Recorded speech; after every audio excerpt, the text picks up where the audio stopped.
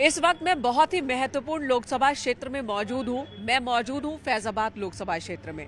फैजाबाद लोकसभा क्षेत्र जो 1957 से अस्तित्व में आया, तब से लेकर अब तक कांग्रेस 7 बार यहां से जीती है। लेकिन अब यहां अगर किसी की बात होती है तो सिर्फ और सिर्फ बीजेपी की होती है। जाहिर सी बात है, राम मंदिर आंदोलन जो यहां से उठा उसने बीजेपी की सूरत बदल दी, तो फैजाबाद को बीजेपी ने उतना ही महत्वपूर्ण दिया है। बीते 10 साल से यानी लगातार 2 बार बीजेपी के ही सांसद यहां से हैं। लल्लू सिंह जी इस वक्त हमारे साथ मौजूद हैं। तीसरी बार चुनाव मैदान में है बीजेपी की ओर से, और इनको टक्कर देने के लिए समाजवादी पार्टी और कांग्रेस के गठबंधन की ओर से अवधेश प्रसाद को चुनाव मैदान में समाजवादी पार्टी ने उतारा है। इन्हीं से जानते हैं तैयारी कैसी चल रही है। सबसे पहले तो ये बताइए, तैयारी कैसी चल रही है सांसद जी? चुनाव की घोषणा के बाद बूथ स्तर पर जो हमारी संरचना, बूथ प्रमुख, पन्ना प्रमुख, बूथ की समितियां, एक बार सबकी बैठक हो चुकी है। उसमें कहीं कोई समस्या थी, कोई बाहर चला गया, कोई बीमार है, कोई कुछ है, तो उसके स्थान पर नए लोगों को लेकर के क्योंकि पार्टी भी जो है और उसकी सोच है कि हमारी बूथ समितियां अगर ठीक से बन जाएंगी तो वोट तो मोदी जी के नाम पर आज ही है हमारे पास, और वो बूथ समितियां ही घर घर संपर्क करने का काम करेंगी, वोट निकालने का। अभी भी आप एक मीटिंग करने वाले हैं, रात का वक्त हो चला है लेकिन मीटिंग सब भी चल रही है। ये मीटिंग किस लिए है? ये जो हमारी बूथ समितियों की जो बैठक हुई, एक तो उसके संबंध में जानकारी प्राप्त करना कि कहाँ कितना रहा है, किस प्रकार से। दूसरा, आगे के जो पार्टी के कार्यक्रम पार्टी ने दिया, उसके संबंध में आप लोगों से बात करें। खैर, वैसे जब आप खुद भी मान रहे हैं कि यहाँ पर प्रधानमंत्री नरेंद्र मोदी के चेहरे पर वोट डलने हैं, तो यही विपक्ष भी जानना चाहता है कि जब पता है तब इतनी मेहनत क्यों कर रहे हैं। अगला सवाल मेरा ये है कि यहाँ पर समाजवादी पार्टी और इंडिया गठबंधन जो है, INDIA गठबंधन, कितनी टक्कर आपको दिखती है? अवधेश जी भी बहुत सीनियर है। देखिए,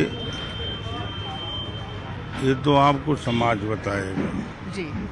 हम ये मानते हैं कि भारतीय जनता पार्टी यहाँ से चुनाव जीत रही है, लेकिन ठीक से जानना होगा तो समाज के बीच में आपको जानना है, वो बताएगा कि कितनी टक्कर दे रहे नहीं दे रहे।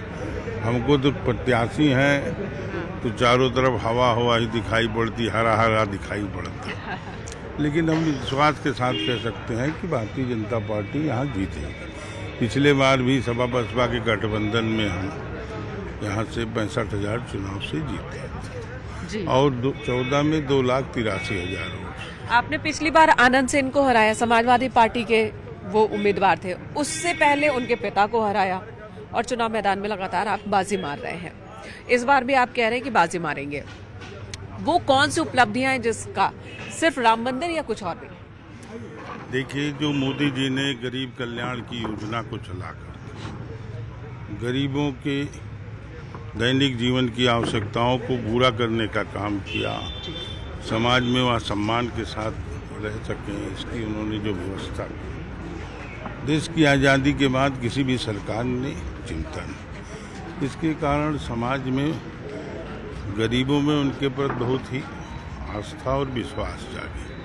दूसरा, प्रभु श्री राम का जो भव्य मंदिर बना, तो भारतीय जनता पार्टी जो संतों के नेतृत्व में आंदोलन चल रहा है उसका समर्थन कर रही थी, हम सारे लोग उसका समर्थन कर रहे थे, और भारतीय जनता पार्टी ने प्रस्ताव पास करके अपनी कार्य समिति में कहा था कि हमारा जब बहुमत होगा दिल्ली में, तो भव्य मंदिर के निर्माण में जो अवरोध है, जो बाधाएं हैं, उसको दूर करेंगे। हाँ। तो मोदी जी देश के प्रधानमंत्री हुए, और उन्होंने जो भी जिसके कारण विलम्ब था, जिसके कारण सरकारें नहीं चाहती थी कि जो है कोई निर्णय फैसला हो, उस अवरोधों को दूर किया, और उच्चतम न्यायालय ने हमारे पक्ष में फैसला दिया।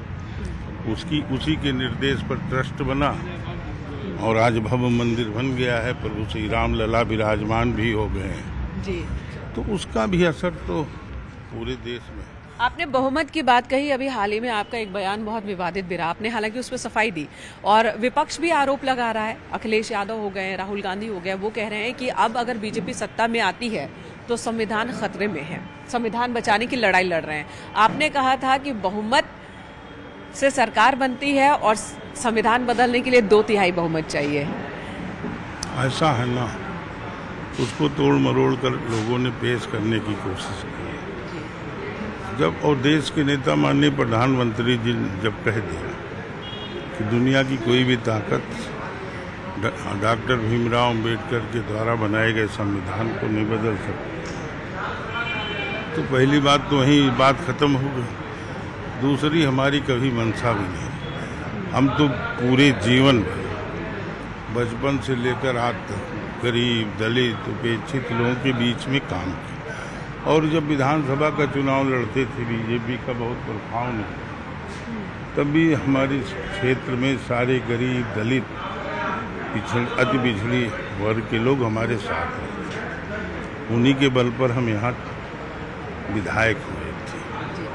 5 बार आप विधायक रहे जी, और 2 बार सांसद हो गए, तीसरी बार 45-50 सीट भारतीय जनता पार्टी पाती थी। अब तो आपको इलाके के लोगों के चेहरे याद हो गए होंगे। स्वाभाविक है, मिलते जुलते चेहरे, बहुत सारे लोग नाम याद हो गए, बहुत सारे लोग चेहरे याद हो गए हैं, वो तो स्वाभाविक है। यहाँ एक बार दिखा देते हैं, देखिए कुर्सियाँ सजी हुई हैं और बीजेपी के दफ्तर में किस तरह से जब हम बात माइक्रो मैनेजमेंट की करते हैं तो ये दिखा रहे हैं। अब बड़े बड़े नेताओं की मीटिंग्स देखते हैं, पीएम मोदी की मीटिंग देखते हैं, अमित शाह की मीटिंग देखते हैं, राजनाथ सिंह की मीटिंग देखते हैं और वही परंपरा नीचे तक, ग्राउंड लेवल तक आपको नजर आएगी। यहाँ पर सांसद जी मीटिंग ले रहे हैं, बैठकों का दौर बार बार इसी तरह से।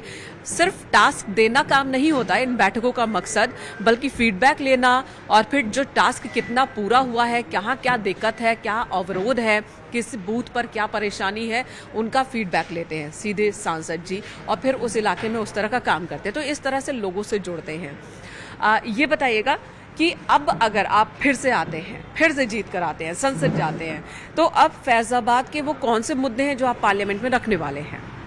देखिए, फैजाबाद के बहुत सारे, अभी अयोध्या में तो विकास, जब हम 14 में सांसद हुए थे तो एक हमारे मन में भरोसा था, विश्वास था कि भगवान राम का भव्य मंदिर बनेगा, तो उसके पहले ही अब जो इंफ्रास्ट्रक्चर के बड़े बड़े काम हैं वो हो जाए। इसलिए 16-17 तक हम सारे बड़े कामों को हमने स्वीकृत करा। रेलवे लाइन का दोहरीकरण, Ayodhya railway station, medical college, Faizabad से, अयोध्या से लेकर जगदीशपुर तक 4 लेन की सड़क, अयोध्या से सुल्तानपुर राष्ट्रीय महामार्ग 15 में उसका शिलान्यास, और अयोध्या से लेकर के अब विंध्यवासिनी जी तक 4 लेन, वहाँ तक। तो अयोध्या की सारी सड़कें तो मंदिर के पानी, बिजली, ये सब समस्या पूरी, सब जितने भी गरीब कल्याण की योजनाएं हैं वहाँ लागू हो, इसकी चिंता हमने की। अच्छा, आप लोग ये भी पूछ रहे हैं कि ऐसा तो नहीं कि सिर्फ राम मंदिर, हालांकि विपक्ष का आरोप भी है कि अयोध्या के विकास के नाम पर सिर्फ राम मंदिर और उसके आसपास का हुआ है विकास और कोई काम नहीं हुआ है। ऐसा नहीं है, यहाँ पर सभी विधानसभाओं में सब काम हुए। आप यहाँ अटल आवासीय विद्यालय है जहाँ श्रमिक के बच्चे पढ़ते हैं, यहाँ पर आयुर्वेदिक मेडिकल कॉलेज भी बना रुदौली में, वो भी भारत सरकार ने दिया। तो ऐसा नहीं सब हुआ, विपक्ष के पास जानकारी भी नहीं है और विपक्ष के पास बोलने के लिए कुछ है नहीं, इसलिए वो दुनिया भर की फालतू की बात विपक्ष करता है। आपसे अगर मैं पूछूं कि आप सुबह कितने बजे उठते हैं, रात में कितने बजे सोते हैं? प्रधानमंत्री तो 18-18 घंटे तक काम करते रहते हैं, आप लोग को भी करना पड़ता है। देखिए, क्या हम लोग विद्यार्थी जीवन से, क्योंकि हम लोग काम करते थे विद्यार्थी परिषद का, होल टाइमर थे, संगठन मंत्री थे, तो रात में हॉस्टलों में वर्किंग करना पड़ता। हॉस्टल की वर्किंग रात में होती थी, 10 बजे के बाद शुरू होती, तो 12 बज जाए, 1 बज जाए, 2 बज जाए।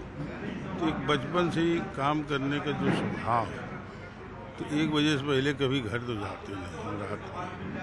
तो वो प्रैक्टिस काम आ रही पूरी राजनीति। हाँ, प्रैक्टिस क्या आदत बन गई। और ऐसे में हेल्थ का ख्याल तो रख नहीं पाते होंगे। अब हेल्थ इसी में चलता रहता है, क्या करें, वो सब अपने बस में नहीं है। लेकिन ये है कि रात में और चुनाव में तो वैसे भी आदमी को जागना पड़ता है। कोई बड़ी जिम्मेदारी देख रहे हैं इस बार? और कौन जिम्मेदारी? अयोध्या की सेवा से बड़ी जिम्मेदारी धरती कोई है ही नहीं। आश्वस्त है पूरी तरह से? हम तो अयोध्या की सेवा करने का भगवान ने जो हमको सौंपा है काम, उसी को करने में हमको लगता है कि उससे बड़ा कोई काम नहीं। बहुत बहुत धन्यवाद न्यूज़ 18 से बात करने के लिए लल्लू सिंह जी, जो कि बीजेपी के 2 बार के सांसद हैं, मौजूदा कैंडिडेट है, चुनाव मैदान में है फैजाबाद लोकसभा सीट से, और इस बार भी पूरी तरह से दावा कर रहे हैं कि जीत तो होनी ही है और भारी बहुमत से होनी है। जीत का जो फासला लगातार बढ़ता जा रहा है वो फासला और बढ़ेगा। कैमरा पर्सन पंकज सिन्हा के साथ मैं मेनका चौधरी, न्यूज़ 18 यूपी उत्तराखंड के लिए फैजाबाद से।